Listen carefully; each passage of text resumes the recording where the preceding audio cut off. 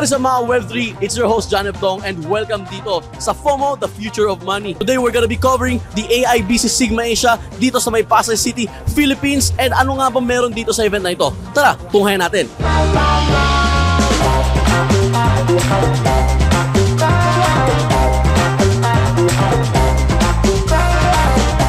What do you think is the future of money?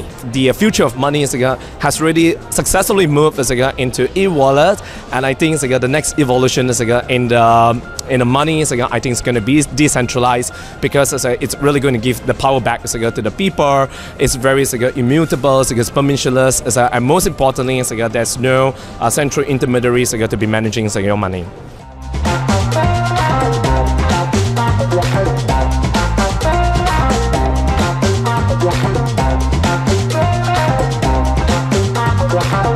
What do you think is the future of money? Digital talaga. The future of money is digital. Whether it's crypto or not, pero tingin ko naman crypto, pero it's always gonna be digital kasi syempre lahat kailangan online na eh.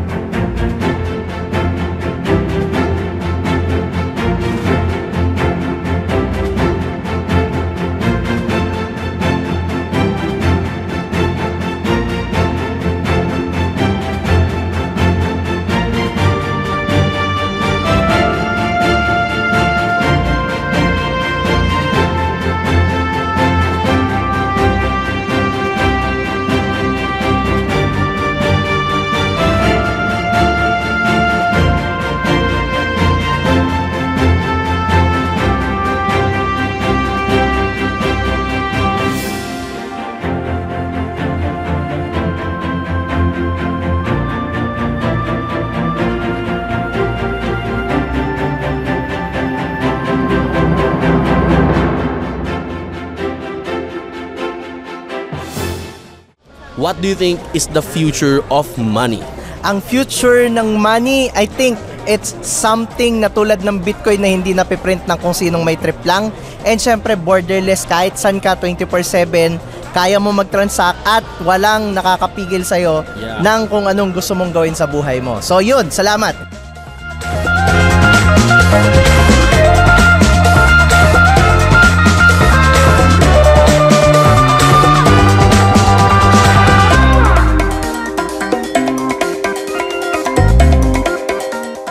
What do you think is the future of money? Oh, the future of money is decentralized. Hindi na siya yung isang central bank lang na magkokontrol ng pera mo at ikaw na ang may power para magkontrol ng pera mo, kung saan mo ilalagay, kung saan mo i-invest. Ikaw na ang hahawak niya.